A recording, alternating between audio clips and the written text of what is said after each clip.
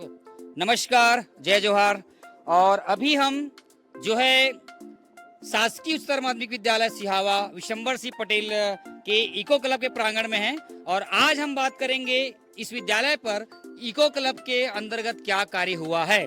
हमारे बीच कुछ बच्चे, हमारे टीचर्स और हमारे इस इको क्लब के प्रभारी हमारे बीच मौजूद हैं। उनसे हम सबसे पहले बात ये करेंगे कि इको क्लब का गठन किस प्रकार हुआ है और इको क्लब में क्या क्या कार्य हो रहा है, क्योंकि विद्यालय परिवार में वृक्षारोपण के तहत इको क्लब एक बहुत ही आवश्यक कड़ी है और एक आवश्यक कड़ी के साथ साथ ये हमारा आधार स्तंभ भी है। हमारे बीच प्रभारी जी हैं। सबसे पहले आपका नाम जानना चाहेंगे सर।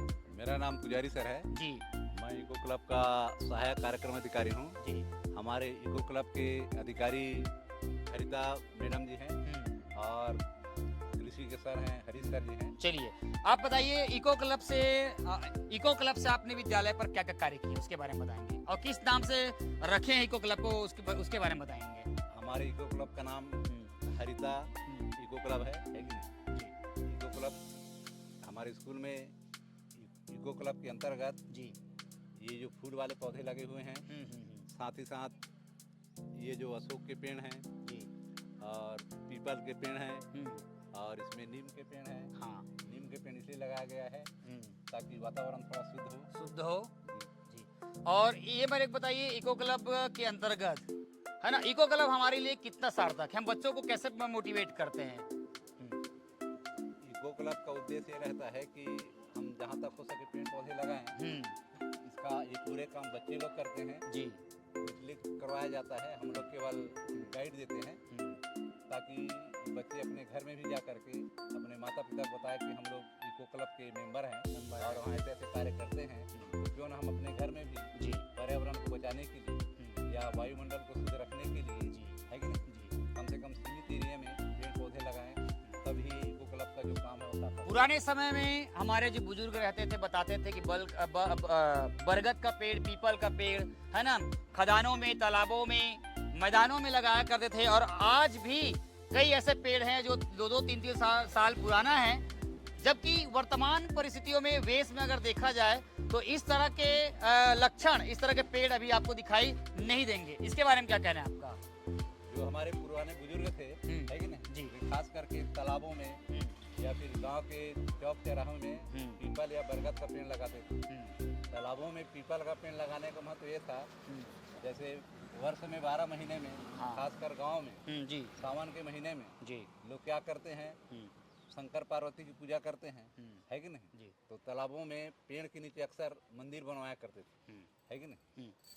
हमें वो लोग ये भी बताए हैं कि बरगद और पीपल के पेड़ लगाने से है कि नहीं वातावरण ज़्यादा शुद्ध होता है क्योंकि वो अधिक मात्रा में ऑक्सीजन गैस छोड़ते हैं। चलिए हमारे बीच एक युवा साथी हैं, युवा साथी बताएंगे कि इको क्लब हमारे लिए कितना इम्पोर्टेंट है, उसके बारे में बताएंगे सर।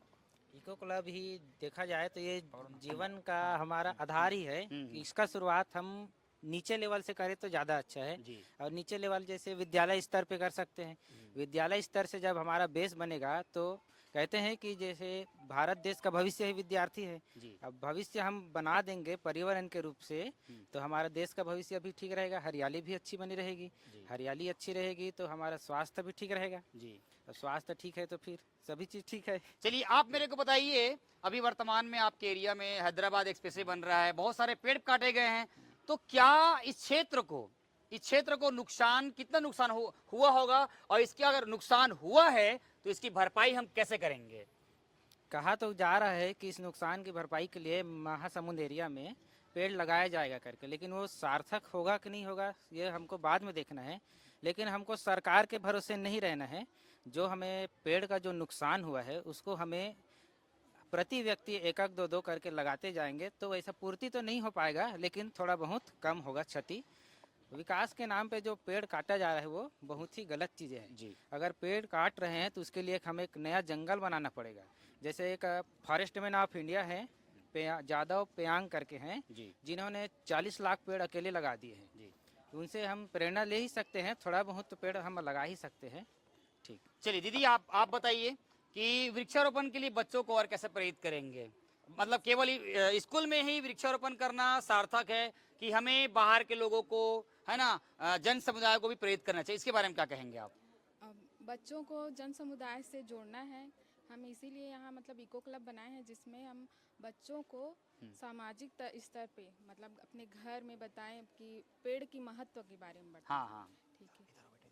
और उनका हो गया ना। इसके अलावा जैसे प्रदूषण कम करेंगे हाँ, पेड़ हाँ, से, और प्लास्टिक का जैसे उपयोग बहुत हो रहा है, तो प्लास्टिक उसको का भी उपयोग कम करना रिसाइकल है। करवाया जी। जाता है। अभी वर्तमान समय में तापमान बहुत बढ़ रहा है, बढ़ तो उसको रोकने के लिए अभी हम सार्थक, क्योंकि अभी ऐसा तो अचानक पेड़ लगा नहीं सकते, एकदम बड़ा हो जाएगा ऑक्सीजन देगा, ऐसा तो नहीं बोल सकते। और सार्थक उपयोग क्या कर सकते हैं कि मतलब ताप टेम्परेचर कम हो इसके लिए?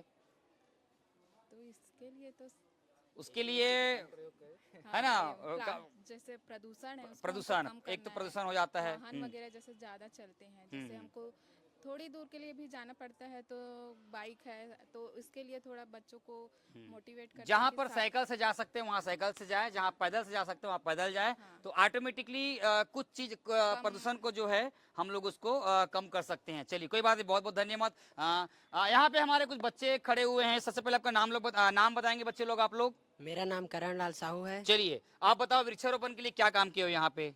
हम लोग वृक्षारोपण के लिए बहुत कार्य किए। हम कृषि के बच्चे होने के साथ साथ हाँ इको क्लब के मेंबर्स भी हैं। हाँ और हम लोग कृषि का प्रैक्टिकल इको क्लब में एक मतलब प्रैक्टिकल प्रयोग करके देखते हैं। जैसे कि अभी हम लोग लेयरिंग कर करके मतलब बहुत सारे पौधे उगाए हैं। चलिए बहुत बहुत धन्यवाद। अच्छा आप लोग बताओ कि वृक्षारोपण में भी यहाँ पर क्या क्या पेड़ लगाए हैं और पेड़ों को बचाने के लिए क्या क्या करना चाहिए?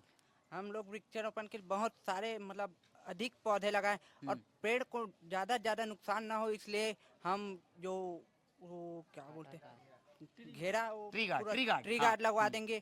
फिर पानी एवं खाद वाद जो भी है अच्छी मात्रा में देंगे और ज्यादा नुकसान ना हो करके हम उसका ध्यान भी रखेंगे। चलिए आप वृक्षारोपण के प्रति लोगों को क्या सुझाव देंगे? मैं लोगों को यह सुझाव दूंगा कि पेड़ लगाओ और उचित मात्रा में, अधिक मात्रा में पेड़ लगाओ, उसका संरक्षण के लिए उपाय निकालो। जरूरी। अच्छा ये बताइए, अच्छा अभी गर्मी एकदम बढ़ गया है ना, अभी हम खुद देख रहे हैं पसीने पसीने हो रहे हैं, तो इसके पीछे कारण क्या हो सकता है? इसके पीछे यह कारण है कि अभी बढ़ती हुई प्रदूषण, बढ़ती हुई प्रदूषण एवं पेड़ बहुत अधिक कट गए हैं और जलवायु परिवर्तन जी। ये हो सकता है। ये भैया लोग जो है वृक्षारोपण के बहुत बड़े अमूल्य अंग है इस विद्यालय परिवार के, और अपनी बात रख रहे थे। उसी प्रकार कुछ बहन लोग भी हमारे बीच खड़े हुए हैं। चलिए बताइए आप लोग, जो गार्डन आपने यहाँ पे हम लोग खड़े हुए हैं, इसमें आप लोग पेड़ लगाए हो, कितना पेड़ लगाए हो?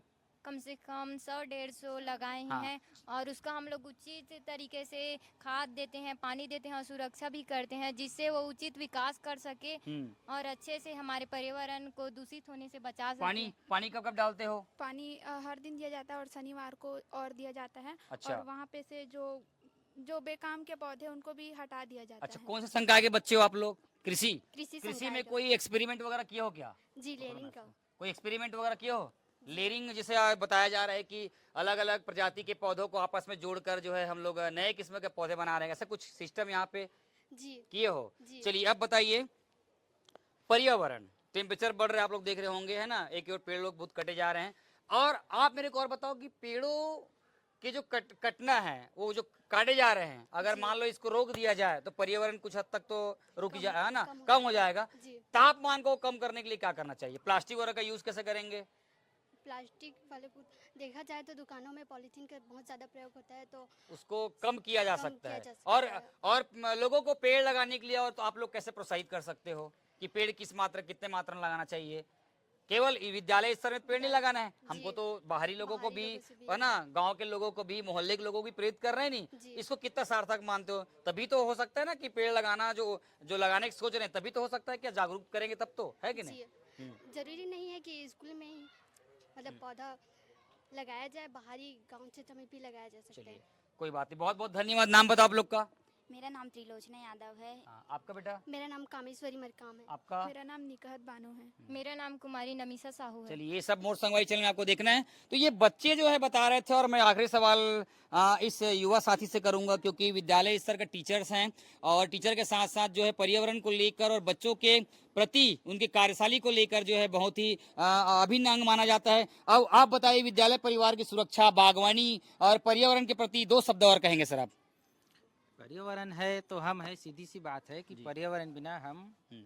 जीवन में आगे बढ़ ही नहीं सकते। पर्यावरण अर्थात केवल हम आसपास देखते हैं वही पौधे नहीं है, हमारे लिए लाभदायक पौधे जो आसपास हरियाली है, लाभदायक पौधे का जैसे बोल सकते हैं आम है, फलदार वृक्ष है, जो भी वृक्ष है, इससे हमें आर्थिक लाभ भी प्राप्त होते हैं।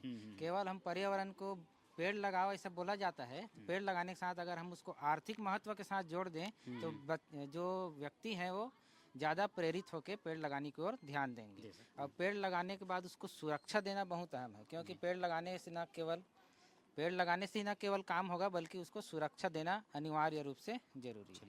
आपने बहुत कीमती समय दिया है ना, और बहुत ही पर्यावरण के प्रति जागरूकता की जो आपने बातें रखी है एक शिक्षक होने के नाते शिक्षकी क्षेत्र के लिए काबिले तारीफ है। और ऐसा ही पर्यावरण के प्रति जो है सोच और जागरूकता फैलाने के लिए आप बेहतर से बेहतर करते रहिए। और आपने समय दिया मोर संगवारी परिवार को लिए, आप उसके लिए आप बधाई के पात्र हैं। मैं आपका बहुत बहुत धन्यवाद देता हूं। तो इस तरह से आप देख रहे थे कि पर्यावरण के प्रति किस तरह की सोच विद्यालय परिवार के बच्चों ने दिखाई है। और हमारे प्रदीप मिश्रा जी कहते हैं कि एक लोटा जल सारा समस्या का हल। इसी कड़ी का उपयोग करके हमारे बच्चे जो हैं सारे पौधों में जो है एक लोटा जल नहीं सही एक बाल्टी पानी जो है डाल रहे हैं, और ये जरूरी भी है। और मैं जितने भी महान आत्मा लोग हैं इन लोगों से कहना चाहूंगा, केवल जो है ज्ञान की बातें ही बताना उचित नहीं है। आज के जन समुदाय में होने वाली जो जितनी भी घटित घटनाएं होती है उनके बारे में ही भी जो है मार्गदर्शन दे और इसके साथ साथ जागरूकता बताए, ताकि आने वाले समय में छात्र हित हो चाहे समाज हित हो,